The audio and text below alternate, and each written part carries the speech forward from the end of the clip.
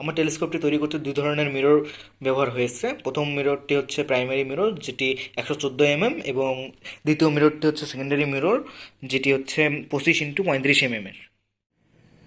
এরে বাপ! গাছের মতো লাগে কিন্তু কি জিনিস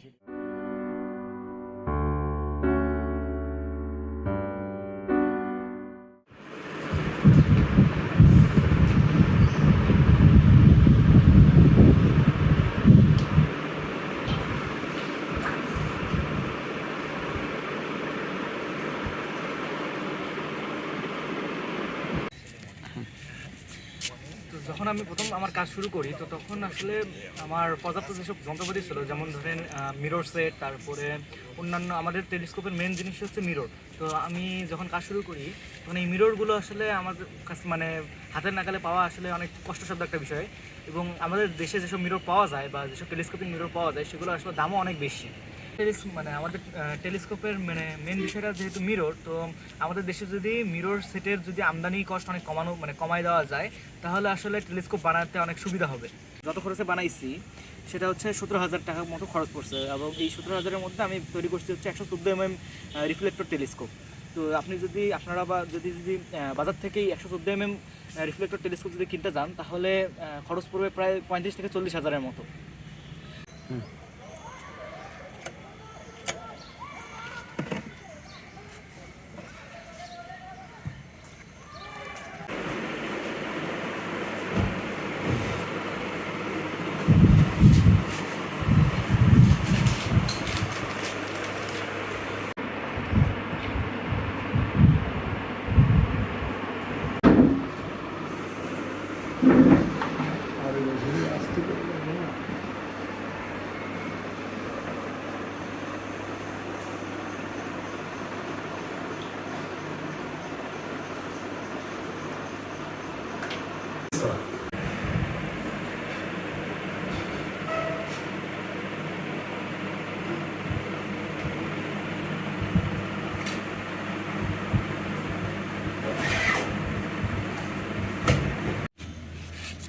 আমার নাম ফাহাদ আল ফারাজি।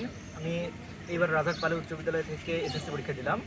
তো আমার ছোটোবেলা থেকে ইচ্ছা ছিল যে মহাবিশ্ব বা সৌরজগৎ সম্পর্কে জানার আগ্রহ ছিল। তো এসএসসির পরে আমরা বানানো শুরু করব।